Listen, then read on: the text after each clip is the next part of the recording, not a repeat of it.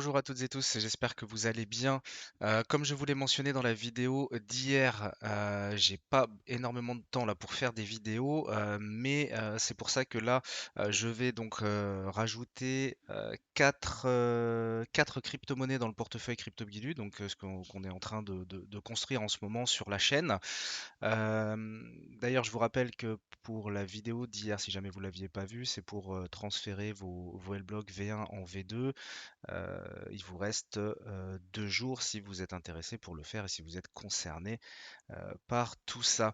Alors, comme je vous l'ai dit, je vais essayer de faire super rapide parce que j'en rentre 4, donc je vais juste survoler, mais au moins je veux que tout ça soit intégré dans le portefeuille avec vous et devant vous. Donc, on a le Bitcoin là en l'occurrence, je vous en parlais hier, hein, qui pour moi avait des tendances à vouloir surperformer un petit peu le Nasdaq et ainsi de suite. Bon, bah là c'est intéressant de voir que sur ce support des 18 500, on a réagi pardon, à la hausse avec l'élan fourni toujours par les indices américains. C'est-à-dire qu'on a une très forte poussée, un peu plus de 3% sur le Nasdaq. Alors 3%, si vous êtes que dans la crypto, vous dites oui, bon, c'est ridicule. Sur un indice, non, c'est pas ridicule. C'est vraiment énorme. Et donc, avec cet élan, forcément, enfin forcément, non, pas forcément, mais bon, c'est vrai qu'on a quand même une bonne corrélation, on va dire, dernièrement, sur les marchés entre indices américains, notamment le Nasdaq et le Bitcoin. Et ici, c'est vrai que on avait tendance à mieux tenir. Bon, ici, le Nasdaq pousse, le Bitcoin pousse également. On s'est affranchi hier du niveau des 20 000 en clôture, donc c'est super intéressant ça comme signal. Aujourd'hui, on est en train de faire un léger retracement, pullback classique sur les 20 000. L'objectif du jour, c'est clôturer au-dessus des 20 000 pour confirmer cet élan haussier. D'accord? Je rappelle qu'ici, on est, bon, factuellement, on est dans une phase de latéralisation, d'accord, phase d'accumulation, phase de distribution, on verra, là, c'est l'avenir nous le dira. Toujours est-il que là, pour l'instant, on est sur une figure sous forme de double bottom possible, avec des premières réactions, des hausses de volatilité, des hausses de volume, pardon, vraiment intéressant. Donc c'est plutôt bon signe en tout cas. De toute façon, dans le cadre du portefeuille que l'on est en train de construire, on ne fait pas de l'entrée trading, hein, on ne fait pas de swing trading. Ici, on cherche à faire du DCA, hein, c'est-à-dire à lisser nos investissements dans le temps, de manière à essayer d'avoir un PRU, un prix de revenu unitaire par crypto-monnaie qui soit le plus intéressant possible, et de manière à se dire que si jamais le marché continuait de baisser, eh bien on n'a pas tout rentré au même moment, et c'est ça qu'on cherche à faire ici. Euh, il va être intéressant ici sur le Bitcoin de surveiller la clôture de fin de semaine. Comme je vous disais, en plus, je ne referai probablement pas de vidéo d'ici une quinzaine de jours.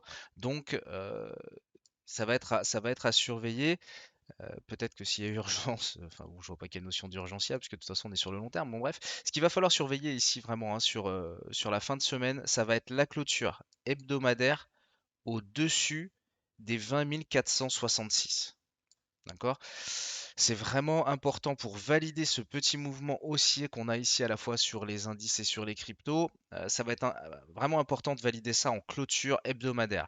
Dans le sens où ici, on a déjà fait un petit pic, un léger pic hier justement sur l'accélération, donc ici sur les 20 463, donc qui commence techniquement à nous créer une inversion sur la tendance de dos, sur la théorie de dos, pardon, qui commence à nous créer des plus hauts de plus en plus hauts. C'est un premier point de départ, mais il va falloir valider ça en clôture pour vraiment se dire, ok, on peut avoir un potentiel pour retourner tester les 24 500 dernières résistances la plus proche. Donc ça va vraiment être ça qu'il va falloir surveiller, et puis également bien tout ce qui va se passer, notamment au niveau des annonces aux États-Unis cette semaine, et puis des élans que prendront bien entendu les indices. Voilà. C'était le petit tour général que je voulais faire sur le Bitcoin, hein. On sait que c'est lui qui gère toujours la danse. Donc voilà, et on se rapproche toujours un petit peu plus euh, de cette fameuse ligne de halving à partir de laquelle on pourrait commencer, si on suit l'analyse, hein, bien entendu, des précédents halvings et les réactions des précédents halvings, à partir de laquelle on pourrait commencer à raccumuler à la hausse des cryptos. Voilà, si ça vous parle pas, vous avez, je vous mets le lien, tiens, allez, en fin de vidéo sur ce fameux halving et ce qu'on peut essayer d'en comprendre et essayer bien de profiter tout du moins pour la suite en fonction de ce que de ce que nous apprend justement le comportement des marchés pendant ces périodes et justement même avant ces périodes de halving. Point.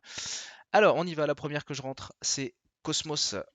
Cosmos, clairement, c'est la blockchain qui a pour but de faire communiquer les blockchains entre elles. D'accord? Donc là, on s'attaque à l'interopérabilité des blockchains.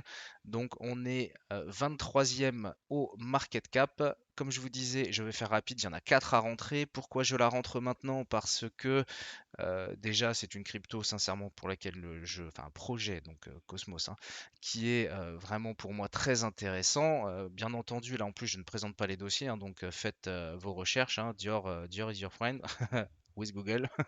Donc voilà. Et ici, au sein de ce canal haussier, bien, on vient de taper le support. On est au-dessus de la moyenne mobile 100. On voit bien qu'ici, on a une crypto qui a vraiment surperformé très largement le reste du marché pendant que les autres baissaient. Eh bien, Atom a fait sa chute, certes, mais néanmoins, c'est très vite repris. C'est repris beaucoup plus vite que les autres. Donc, on peut imaginer que si le marché crypto, d'une manière générale, repartait en tendance haussière, on pourrait très facilement imaginer qu'ici, l'atome aurait tendance à surperformer le marché et donc à surperformer le Bitcoin. Voilà, donc support de canal baissier au-dessus des moyennes mobiles 100 en phase de retournement. C'est plutôt intéressant comme timing pour rentrer une première ligne. Je vous montrerai à la fin de la vidéo donc combien j'en ai rentré et puis ensuite on intégrera ça dans le portefeuille pour faire le suivi directement sur CoinMarketCap. La deuxième, on est 43e au market cap. Il s'agit d'Elrond, EGLD, pardon. Donc c'est une blockchain axée scalabilité qui envoie à l'heure d'aujourd'hui 15 000 transactions secondes, d'accord? Donc on cherche à étendre vraiment la possibilité de créer beaucoup d'échanges simultanément avec un coût par transaction estimé à 0,001 centime, ce qui va également de toute façon de pair avec bien la scalabilité et le fait de pouvoir utiliser beaucoup plus les crypto-monnaies. Voilà, c'est une présentation sommaire. Je vous laisse également faire vos recherches dessus. Alors ici, là, je suis un peu, je suis un peu gavé, pour être totalement franc avec vous, pour la simple et bonne raison, c'est que j'aurais dû la rentrer plus tôt. C'était prévu de la rentrer plus tôt, sauf que j'ai pas eu le temps de le faire plus tôt. Bref, voilà, c'est un peu compliqué, mais bon, bref. Donc ici, en fait, quand on est passé au-dessus de cette ligne de tendance, depuis donc là le 1er octobre, en plus sur le changement de mois et tout, enfin ce signal était vraiment magique. Bon, toujours est-il que je la rentre quand même ici, hein. Je vous rappelle qu'on est toujours sur un projet long terme. Donc ici, bon, en plus ça accentue finalement le signal avec, bien ici on voit que par le passé, on avait, enfin la moyenne mobile 100 avait clairement servi de résistance au sein de cette tendance baissière. Ici, en plus d'avoir cassé cette trendline qui pour moi me donnait le premier signal, on va dire, en tenant le support des 46,02 $, enfin 46 $, et puis s'affranchir de cette première trendline. Et là maintenant en clôture, on vient s'affranchir également de la moyenne mobile 100. On est sur un projet solide. Pareil, hein, en termes d'objectifs ici. On reste plutôt sympa. Donc c'est pour ça que, alors bien sûr, c'est toujours rageant de ne pas être rentré à 46 quand dans la foulée on se retrouve à 55. Néanmoins, si on voit les choses sur le moyen long terme, hein, vous savez que moi j'ai une vision très long terme sur les projets crypto. Bien, il n'y a pas de souci à rentrer maintenant. Le signal est bon, surtout qu'on fait du DCA. On rentre une première ligne. Si jamais on devait renclencher une reprise bear market, on a la Fed qui pète les plombs, qui nous refait des hausses à 0,75 tous les 3 mois. On ne sait pas pourquoi. On renclenche un marché baissier. Tous les actifs à risque, dirons-nous, auront une inclinaison baissière de toute façon, donc eh bien, on aura l'opportunité de rentrer une deuxième ligne un petit peu plus bas sur signal toujours et ainsi de suite. Donc c'est pour ça que c'est pas forcément dérangeant de le rentrer maintenant, même si on aurait quand même préféré le rentrer à 46. Là, je vous avoue que je suis désolé, ça là je la prends pour moi parce que je l'avais vraiment, mais j'ai pas eu le temps de faire. La troisième, c'est FTX, FTT pour le token. C'est tout simplement le token de la plateforme de trading FTX. Donc en gros, je vais l'expliquer avec Binance. Binance a BNB, bah, FTX, ils ont FTT. Voilà, je pense qu'avec ça, vous avez tout compris. On est 24e au market cap. Ce qui est vraiment intéressant dans cette crypto ici, c'est que un petit peu comme Atom, on a vu que là, dans la baisse, on a été un petit peu plus résistant que beaucoup des autres crypto-monnaies. Et bien FTT, c'est pareil, hein. C'est-à-dire que là, on voit bien qu'on est tout juste venu refaire le support ici des 23 dollars. Quand les autres crypto-monnaies ont déjà fait ça, hein. C'est-à-dire que là, si je vous dessine le cours du Bitcoin, enfin comme si on avait l'évolution là du cours du Bitcoin, grosso modo, on en serait à peu près là, hein. Voilà, c'est-à-dire que ici, c'est à peu près le mouvement qu'aurait dû faire le FTT s'il avait concrètement réellement suivi finalement les mouvements qu'ont fait le Bitcoin. Or, c'est pas le cas, il l'a très très bien tenu puisque ce support des 23 n'a pas cédé. Derrière, si on renclenche un bull market, attention, c'est pas ce que je suis en train de dire, c'est évident que toutes les cryptos, tous les projets qui auront été beaucoup plus résistants pendant la phase de baisse réagiront relativement fortement lorsqu'on repartira à la hausse. Après, en termes d'objectifs, pareil, hein, donc ben, pour le court terme, on a les 32, à moyen terme, on va retrouver les 52, ensuite on sait qu'on va retrouver l'ATH à franchir, et ensuite ce sera les extensions FIBO, on aura l'occasion de voir ça plus tard, comme je vous dis, je veux faire FISA pour rentrer tout ça avec vous. Et ensuite, on va terminer avec The Graph. Alors, The Graph, j'insiste, hein, moi perso, j'en ai acheté beaucoup, beaucoup plus haut que ça pendant la création du premier portefeuille pour le projet initial, dirons-nous. Mais là, je persiste et je signe, hein. Donc, on est 60e au market cap. The Graph, hein, clairement, c'est le protocole d'indexation du Web3 qui lui a valu finalement le surnom de Google des blockchains. C'est-à-dire qu'ici, l'idée, ça va être de classer, retrouver de l'information à souhait.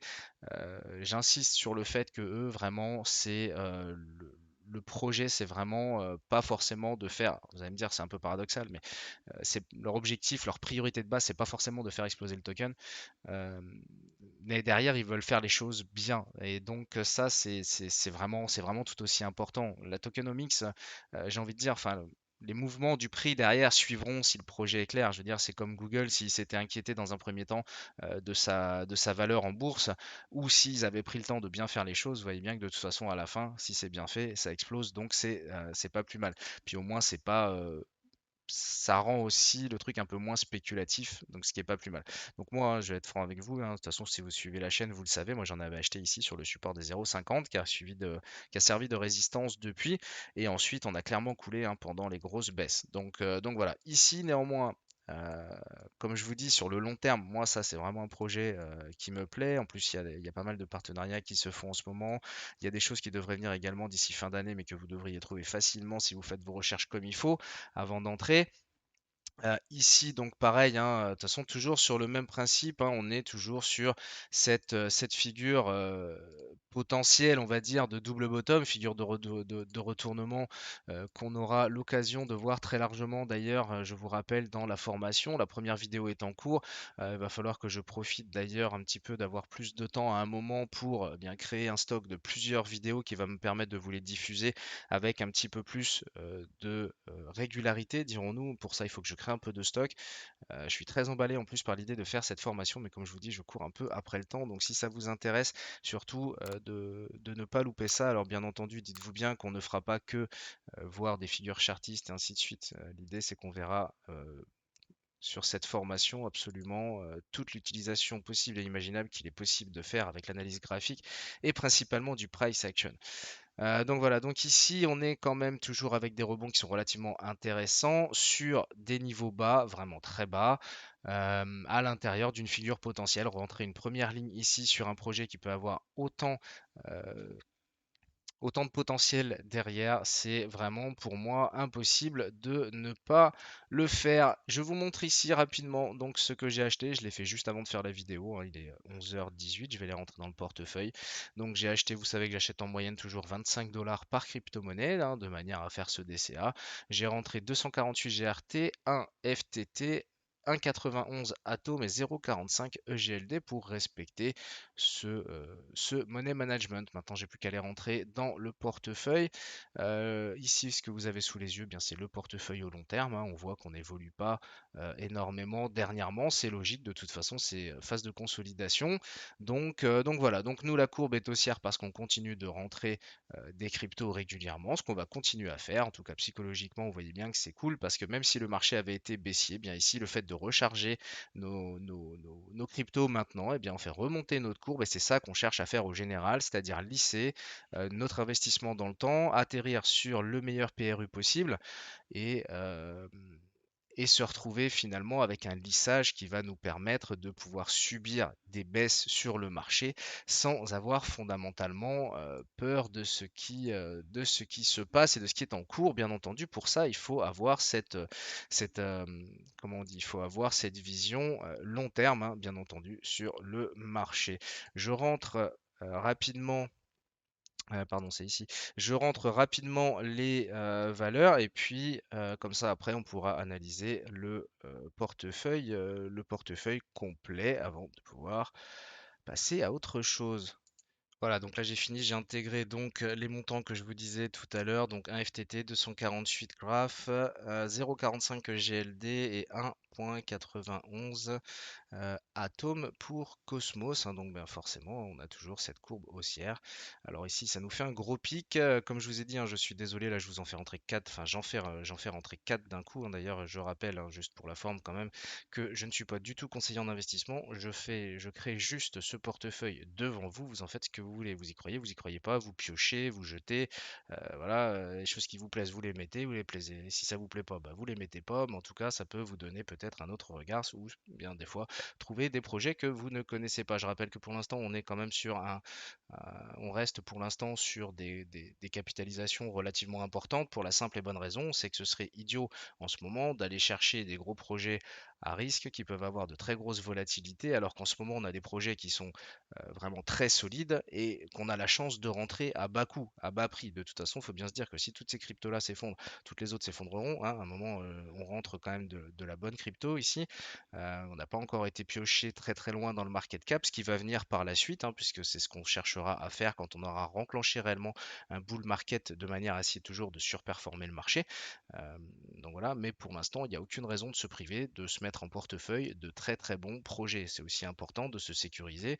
Oui, il y a de très gros potentiels de hausse. Maintenant, il y a aussi de très gros potentiels de baisse, hein. Donc on se sécurise, on essaie de faire les choses, comme je disais la dernière fois, on essaie de se faire des bases, des fondations qui soit le plus solide possible.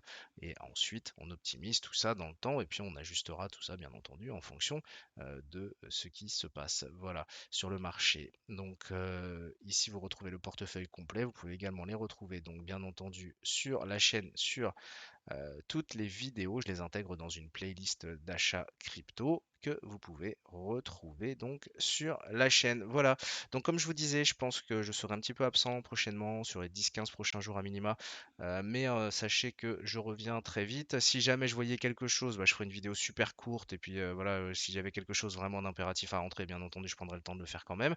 Et puis voilà, et puis j'espère réussir à profiter également de ce temps un petit peu pour bien constituer la bibliothèque, comme je vous disais, sur la vidéo formation. Ce qui est intéressant de voir, en tout cas de mon côté, je sais pas si c'est intéressant ou quoi d'ailleurs, mais c'est la visibilité qu'a eu la première vidéo. On voit bien que clairement, s- la formation à proprement parler, parce que là on parle vraiment de travail, hein. Quand on se forme, on travaille, on s'éduque, on cherche, on essaye de comprendre, et ainsi de suite.